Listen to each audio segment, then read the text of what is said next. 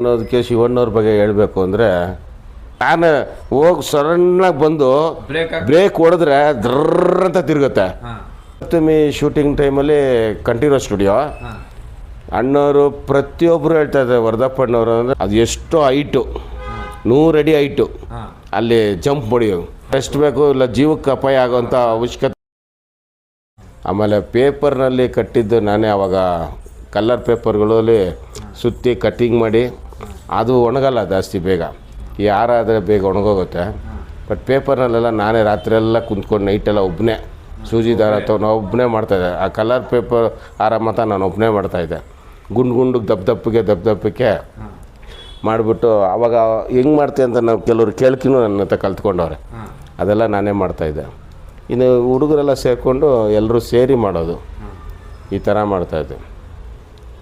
ಆಮೇಲೆ ಹಿಂಗೆ ಹಾಕ್ಕೊಂಡು ಬರ್ತಾಯಿದ್ವಿ. ಒಂದು ದಿವಸ ಅಣ್ಣವ್ರಿಗೆ ಗೊತ್ತಾಯಿತು, ಈ ಸ್ಟಾರ್ ಹಾಕೋದು, ಹೂನಾರ ಹಾಕೋದು ಕರೆದು 4 ದಿನಕ್ಕೆ ನನಗೂ ಹೇಳಾರೆ, ಇನ್ಮೇಲೆ ಇದೆಲ್ಲ ಬಿಟ್ಟುಬಿಡಿ, ಅಪ್ಪ ಅಮ್ಮನ ಚೆನ್ನಾಗಿ ನೋಡ್ಕೊಳ್ಳಿ. ಖಂಡಿತ ಅದು ಅವರು ಹೃದಯಪೂರ್ವಕವಾಗಿ ಹೇಳಿರೋ ಮಾತು.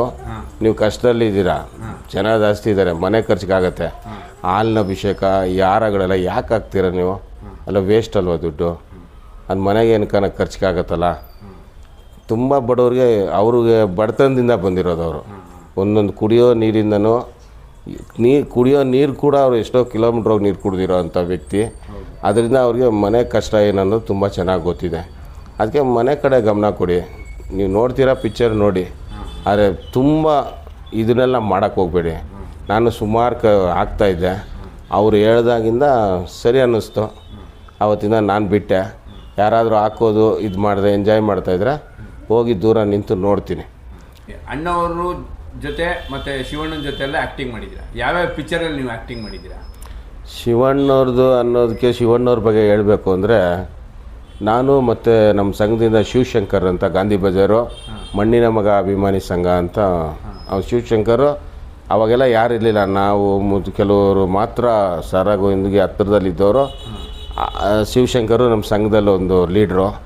ಆ ಲೀಡ್ರ್ ಆಗಿರೋದ್ರಿಂದ ರಾಜ್ಕುಮಾರ್ ಹತ್ರ ಹೋಗಿ ಬಂದು ತುಂಬ ಚೆನ್ನಾಗೇ ಇದ್ದರು ಎಲ್ಲರೂ. ಆ ಟೈಮಲ್ಲಿ ಶಿವಣ್ಣನ ಪಿಕ್ಚರ್ಗೆ ಮಾಡಬೇಕಂತಾಗಲಿ, ಅವನ್ನ ಹೀರೋ ಮಾಡ್ಬೇಕಂತಾಗಲಿ ಅವ್ರ ಮನೇಲೂ ಅಷ್ಟೊಂದು ಇದಿರಲಿಲ್ಲ. ಆದರೆ ಯಾವುದೇ ಒಂದು ಚಿತ್ರ ಅವಾಗೆಲ್ಲ ನಂದಾ ಟಾಕೀಸ್ಗೆ ಜಾಸ್ತಿ ಬರೋರು. ನಂದಾ ಟಾಕೀಸ್ ಇವಾಗಿಲ್ಲ. ಆ ನಂದಾ ಥಿಯೇಟ್ರಿಗೆ ಅಥವಾ ಪ್ರಸನ್ನ ಥಿಯೇಟ್ರು ಜಾಸ್ತಿ ನಂದಾಗೇನೆ. ನಾನು ಶಿವಶಂಕರ್ ಹೋಗೋಲು ಶಿವಣ್ಣವ್ರು ಬರೋರು. ಶಿವಣ್ಣ ನಾವು ಅವಳ ಹೆಜ್ಜೆ ಸಂತೋಷ್ ಥಿಯೇಟ್ರಿಗೆ ಐಲ್ಯಾಂಡ್ಸಿಂದ ರೋಡಲ್ಲ, ಕಪಾಲಿ ಥಿಯೇಟ್ರು ರೋಡಲ್ಲಿ ಅವರು ಎತ್ತಿರಾಜು ನಾವು ನಡ್ಕೊಂಡೋಗಿ ಪಿಕ್ಚರ್ ನೋಡಿದ್ದೀವಿ. ಶಿವಣ್ಣನ ಕರ್ಕೊಂಡು ಜೊತೆಯಲ್ಲಿ ಚಿಕ್ಕವರು ಯಾರು ಗೊತ್ತಿಲ್ಲ. ಇವ್ರು ಶಿವರಾಜ್ ಕುಮಾರು, ಇವ್ರು ರಾಜ್ಕುಮಾರ್ ಮಗ, ಯಾರಿಗೂ ಗೊತ್ತಿಲ್ಲ. ಥಿಯೇಟ್ರ್ ಹತ್ರ ಹೋಗಿ ನಿಂತ್ಕೊಂಡ್ರೆ ಕ್ಯಾಂಟೀನ್ ಹತ್ರ ನಿಂತ್ಕೊಳ್ಳೋದು ನಾನು ಶಿವಶಂಕರು, ಮಧ್ಯದಲ್ಲಿ ಶಿವಣ್ಣವ್ರು ನಿಂತ್ಕೊಳ್ಳೋರು. ಆ ಚಿಕ್ಕ ಹುಡುಗ, ಈ ಹೇರ್ ಸ್ಟೈಲೆಲ್ಲ ಸಖತ್ತಾಗಿರೋದು, ಕೂದಲುಗಳು ಭಯಂಕರ ಕೂದಲು ಅವ್ರಿಗೆ, ವಾರ ಬೆಳೆಯುತ್ತೇನೋ ಆ ಥರ ಹುಲ್ಕೂತ್ರೆ ಥರ ಬೆಳೆದ್ಬಿಡೋದು ಕೂದಲು ಅವ್ರಿಗೆ. ಸ್ಟೈಲೆಲ್ಲ ಜೋರಾಗಿರೋದು. ಅವರೆಲ್ಲ ಆ ಕಡೆಯಿಂದ ಬಂದವರು. ಅಲ್ಲಿ ನಮ್ಮ ಪರಿಚಯದವ್ರು ನಮ್ಮನ್ನು ಮಾತಾಡ್ಸೋಕೆ ಬಂದಾಗ ನಾವು ಇವರು ಅಣ್ಣವ್ರ ಮಗ, ಆವಾಗ ಅವ್ರಿಗೆ ಸೆಕೆಂಡ್ ಕೊಡೋದು. ಯಾಕಂದ್ರೆ ನಮ್ಮ ಪಕ್ಕದಲ್ಲೇ ನಿಂತಿದ್ರು ಯಾರೋ ಅನ್ಕೊಂಬಿಟ್ಟವ್ರೆ, ಇವರು ಶಿವಣ್ಣವರು, ಶಿವಣ್ಣ ಅಷ್ಟೇ ಹೆಸರವರು, ಶಿವ ಅಂತ ಕರೀತಾರೆ. ಶಿವಣ್ಣ ಅಂತಲೂ ಪೂರ್ತಿ ಕರೀತಾರೆ, ಶಿವ ಅಂದ್ರೆ ಏನೋ ಅವ್ರು ಕಾಮನ್ ಜನ, ಎಷ್ಟೋ ಜನಕ್ಕೆ ಗೊತ್ತಿಲ್ವಲ್ಲ. ಈಗ ನನ್ನ ಫ್ಯಾಮ್ಲಿನಲ್ಲಿ ನನ್ನ ಜೊತೆಲಿ ಬಂದರೆ ನಮ್ಮ ಅಣ್ಣ ತಮ್ಮ ಅನ್ನೋದು ಯಾರಿಗೂ ಗೊತ್ತಾಗಲ್ಲ. ನಾವು ಹೇಳಿದ್ರೆ ಮಾತ್ರ ಅವ್ರಿಗೆ ಗೊತ್ತಾಗತ್ತೆ. ಅಲ್ಲ, ಅವಾಗ ಶಿವಣ್ಣ ನಿಮ್ಮ ಜೊತೆ ಏನು ಮಾತಾಡ್ತಾ? ನಮ್ಮ ಹತ್ರ ಕ್ಲೋಸಾಗಿ ಹೋಗೋ ಬರೋ ಥರ ನಮ್ಮನ್ನ ಬಿಡ ಬರೋ ಬಿಡ, ಈಗ ಏಕವಚನದಲ್ಲೇ ಹೋಗೋ. ಈ ನಾವು ಸ್ಕೂಲಲ್ಲಿ ಹೆಂಗೆ ಫ್ರೆಂಡ್ಶಿಪ್ಗಳು ಮಾತಾಡ್ತೀವೋ ಆ ಲೆವೆಲ್ಗೆ ಮಾತಾಡ್ಕೊಂಡೆ, ಆ ಥರನೇ ಮಾತಾಡಿಕೊಂಡು ನಾವು ಎಲ್ಲೋದ್ರು ಜೊತೆಗಿರೋರು, ಇದೆಲ್ಲ ಮಾಡ್ಕೊಂಡು ಹೋಗೋರು. ಥಿಯೇಟ್ರಿಗೂ ಅಷ್ಟೇ 3 ಅವರ್. ನಾವು ನಿಜವಾಗ ಹೇಳ್ತೀನಿ, ಇವತ್ತಿಗೆ ನೆನಪು ಬರೋದು ಅದೊಂದೇ. ಬೇರೆ ಯಾವ ಪಿಕ್ಚರ್ಗೂ ಜೊತೆಗೆ ಅವರ ಸ್ಟಾರ್ ಹೀರೋ ಆದಮೇಲೆ ಯಾರು ಎಲ್ರಿಗೂ ಗೊತ್ತಾಗ್ಬಿಡ್ತಲ್ಲ. ಆನಂದ್ ಪಿಕ್ಚರ್ ಟೈಮಲ್ಲೂ ಅವ್ರು ಎಷ್ಟೋ ಜನಕ್ಕೆ ಗೊತ್ತಿಲ್ಲ. ಆನಂದ್ ಪಿಕ್ಚರ್ ರಿಲೀಸ್ ಆದಮೇಲೆ ಇದು ಅಣ್ಣವ್ರ ಮಗ ಮಾಡ್ತಾ ಇದ್ದಾರೆ ಅಂತ ಗೊತ್ತು. ಸಣ್ಣಗಿತ್ತು. ಇವತ್ತು ಆನಂದ್ ಪಿಕ್ಚರ್ ನೋಡಿದ್ರೆ ಇದು ಶಿವರಾಜ್ ಕುಮಾರ ಅಂತ ಅನಿಸುತ್ತೆ. ಇವತ್ತು ಶಿವರಾಜ್ ಕುಮಾರೇ ಪಿಕ್ಚರ್ ನೋಡಿದ್ರು ಇದು ನಾನು ಅವಾಗ ಹೆಂಗಿದ್ದೆ, ಈಗ ಹೆಂಗಾದೆ, ಅವೊಂದೊಂದು ನಾನು ಪಿಕ್ಚರ್ ಶೂಟಿಂಗೆಲ್ಲ ಹೋಗ್ತಾ ಇದ್ನಲ್ಲ, ಆವಾಗ ಎಷ್ಟು ಎದುರ್ಕೊಂಡು ಮಾಡ್ತಾಯಿದ್ರು ಅಂದರೆ ಒಂದೇನಂದ್ರೆ ಅವ್ರದ್ದೇ ಟೀಮು ಅವ್ರದ್ದೇ ಇದು ಎಲ್ಲರೂ ಅಡ್ಜಸ್ಟ್ ಆಗಲೇಬೇಕು, ಸಂಸ್ಥೆ ಅವ್ರದ್ದೇ ಮಾಡಲೇಬೇಕು. ಅದೇ ಇವತ್ತಿನ ದಿನ ಆ ಥರ ಹೀರೋ ಮಾತಾಡಿದರೆ ಏಯ್ ನೀನು ಯಾಕೋ ಇಲ್ಲಿ ಆ್ಯಕ್ಟ್ ಮಾಡೋಕ್ಕೆ ಬರ್ತಿದ್ದು ಉಗಿದೋಡ್ಸ್ಬಿಡೋರು. ಆ ಟೈಮಲ್ಲಿ ಅಂದರೆ ಸಂಸ್ಥೆ ಅವ್ರದ್ದು, ಅದಕ್ಕೆ ಸ್ವಲ್ಪ ಅಚ್ಚುಕಟ್ಟಾಗಿ ಬರಬೇಕು, ತೆಗಿಬೇಕು, ಅಣ್ಣವ್ರ ಮಗನ ಬಿಲ್ಡಪ್ ಮಾಡಲೇಬೇಕು ಅನ್ನೋ ಒಂದು ಕ್ಯಾಮ್ರಾಮನ್ಗಾಗಲಿ ಡೈರೆಕ್ಟ್ರಿಗೆ ಪ್ರತಿಯೊಬ್ಬರಿಗೂ ಒಂದು ಕುತೂಹಲ ಆಯಿತು. ಸರಿ ಮಾಡ್ಕೊಂಡು ಬಂದರು. ಒಂದು 4-5 ಪಿಕ್ಚರಲ್ಲಿ ನೋಡಿದ್ರೆ ಅವರು ಶಿವರಾಜ್ ಕುಮಾರ್ ಇವತ್ತಿನ ದಿನಗಳಲ್ಲಿಗೂ ಅವತ್ತಿನಗೂ ಭಾಳ ವ್ಯತ್ಯಾಸ ಇದೆ, ತುಂಬಾ ವ್ಯತ್ಯಾಸ. ಯಾಕಂದರೆ ಅವರು ಸ್ವಲ್ಪ ಸಿಕ್ಕಾಪಟ್ಟೆ ರ್ಯಾಶ್ ಕಾರ್ ಓಡಿಸೋದಲ್ಲಿ ಹೋಗ್ತಾರೋ ಕಾರ್ನ ಸ್ಪಾಟಲ್ಲಿ 2 ರೌಂಡ್ ತಿರುಗಿಸ್ತಾರೆ, ಅಷ್ಟು ಟ್ಯಾಲೆಂಟ್ ಇದೆ. ಅಂದರೆ ನಾವು ನೋಡಿದ್ದೀವಿ. ಇವಾಗ ಅದು ಮಾಡಲ್ಲ, ಯಾಕಂದ್ರೆ ಇವಾಗ ತುಂಬ ಜನಕ್ಕೆ ಕೋಟ್ಯಾಂತರ ಜನಕ್ಕೆ ಇವಾಗ ಅವರು ಏನನ್ನೋ ಗೊತ್ತಾಗಿದೆ. ಆವಾಗ ಅವಾಗೊಂದು ಅವ್ರ ಅಭ್ಯಾಸ. ಇವಾಗೆಲ್ಲ ಸೈಕಲ್ ಸ್ಕೂಟ್ರ್ಗಳ ಮೇಲೆತ್ತುತ್ತಾರೆ, ಆ ಜಮಾನದಲ್ಲಿ ಅವ್ರು ಕಾರ್ನೇ ತಿರ್ಸಿದ್ದಾರೆ. ಕಾರ್ನ ಹೋಗಿ ಸಡನ್ನಾಗಿ ಬಂದು ಬ್ರೇಕ್ ಹೊಡೆದ್ರೆ ದ್ರರ್ ಅಂತ ತಿರುಗುತ್ತೆ, ಅದಾಯ್ತಾ. ಆಮೇಲೆ ರಥಸಪ್ತಮಿ ಶೂಟಿಂಗ್ ಟೈಮಲ್ಲಿ ಕಂಠೀರವ ಸ್ಟುಡಿಯೋ ಅಣ್ಣವರು ಪ್ರತಿಯೊಬ್ಬರು ಹೇಳ್ತಾ ಇದ್ದಾರೆ, ವರದಪ್ಪಣ್ಣವರು ಅಂದರೆ ರಾಜ್ಕುಮಾರ್ ತಮ್ಮವರು, ಅವ್ರು ಯಾರ ಹತ್ರನೂ ಜಾಸ್ತಿ ಮಾತಾಡಲ್ಲ, ಫುಲ್ಲು ಮಗು ಥರ ಸೈಲೆಂಟು. ಒಬ್ಬರು ಪ್ರೊಡಕ್ಷನಲ್ಲೂ ಮಾತಾಡಲ್ಲ, ಮನೇಲೂ ಅಷ್ಟು ಸೈಲೆಂಟ್ ವ್ಯಕ್ತಿ ಅಣ್ಣವ್ರ ತಮ್ಮ ವರದಪ್ಪಣ್ಣವರು. ಅವರೆಲ್ಲ ಹೇಳಿದ್ರು ಬೇಡ ತೊಂದರೆ ಆಗುತ್ತೆ, ಅದು ಎಷ್ಟೋ ಹೈಟು, 100 ಅಡಿ ಹೈಟು, ಅಲ್ಲಿ ಜಂಪ್ ಹೊಡಿಯೋದು, ಅಲ್ಲಿಗೆ ಆಮೇಲೆ ಸೀಡಾಗಿ ಬಂದು ಸ್ಪ್ರಿಂಗ್ ಆ್ಯಕ್ಷನ್ ಇರುತ್ತೆ, ಅಲ್ಲಿ ಫ್ರೆಶ್ ಆದರೆ ಎಗ್ರಿ 3 ಪಲ್ಟಿ ಬಂದು ಕೆಳಗೆ ಬೀಳೋದು, ಫೈಟಿಂಗು. ಸ್ಟಂಟ್ ಮಾಸ್ಟ್ರಿಂದ ಪ್ರತಿಯೊಬ್ಬರು ಏನಾದರೂ ಒಂದು ಕಡೆ ಬಿದ್ದು ಸೊಂಟ ಉಳ್ಕೊಂಡ್ರೆ 3-4 ತಿಂಗಳು ರೆಸ್ಟ್ ಬೇಕು, ಇಲ್ಲ ಜೀವಕ್ಕೆ ಅಪಾಯ ಆಗೋವಂಥ ಅವಶ್ಯಕತೆ ಇದೆ ಅದು. ಯಾಕಂದ್ರೆ ಅದು ಮಾಡಿದ್ರೆ ಸ್ಟಂಟ್ ಮಾಸ್ಟ್ರಿಗೆ ಐಡಿಯಾ ಇದೆ, ಮಾಡ್ತಾರೆ. ಎಲ್ಲೂ ಮಾಡೇ ಇಲ್ಲ, ಅದೇನು ಧೈರ್ಯ ಬಂತೋ ಗೊತ್ತಿಲ್ಲ, ಅವೆಲ್ಲ ಇಲ್ಲ. ಹಠ ಅಂದರೆ ಹಠ, ಮಾಡಬೇಕು ಅಂದರೆ ಮಾಡಬೇಕು. ನಾನು ಮಾಡ್ತೀನಿ, ನನಗೆ ಅವಕಾಶ ಕೊಡಿ, ಯಾಕೆ ಕೊಡೋಕ್ಕಿಲ್ಲ, ನನಗೆ ಗೊತ್ತಿಲ್ವ, ಇವರೆಲ್ಲ ನೋಡಿದ್ದೀನಿ ನಾನು ಒಂದು ಅದು ಏನು ಕುತೂಹಲ ಬಂತಂದರೆ ಎಲ್ಲರೂ ಬಾಯಿ ಮೇಲೆ ಕೈ ಇಟ್ಕೊಂಡೆ ಅವನು ಬರಬೇಕಾದ್ರೆ ನೋಡ್ತಾಯಿದ್ರಾ. ಆ ಟೈಮಲ್ಲಿ ನಾವು ಎಲ್ಲ ಹಿಂಗೆ ನೋಡ್ತಾ ಇರೋದು, ಎಲ್ಲ ಹೆಂಗೆ ಬೀಳ್ತಾರೋ ಏನೋ, ನಮಗೊಂಥರ ಭಯ ಏನಾಗುತ್ತೋ ಏನೋ ಅನ್ನೋದು. ಏನು ಮಾಡಿದ್ರೆ ಒಂದೇ ಟೆಕ್ಗೆ ಡೈವ್ ಹೊಡೆದ್ರು, ಎಲ್ಲ ಕ್ಲಾಪ್ಸ್ ಹಾಕಿದ್ರು. ಏನು ಕಲಿದೇನೆ ನಾವು ಸ್ಟಂಟ್ ಮಾಸ್ಟ್ರು ನಾವು ಮಾಡಿದ್ದು ವೇಸ್ಟು, ನಾವು ಕಲಿದಿರಾ ಇಷ್ಟೊಂದು ಅಂದರೆ ಅಷ್ಟೊಂದು ಆಸಕ್ತಿ. ಇವ್ರ ಮನೆಯಲ್ಲಿ ಒಳ್ಳೆ ಡ್ಯಾನ್ಸರ್ ಅಂದರೆ ಶಿವಣ್ಣ ಫಸ್ಟು. ಆಮೇಲೆ ಶಿವಣ್ಣನ ನೋಡ್ತಾ ಅವ್ರಿಗೂ ಕುತೂಹಲ ಬಂತು, ಅವರು ಕಲ್ತ್ಕೊಂಡ್ರು.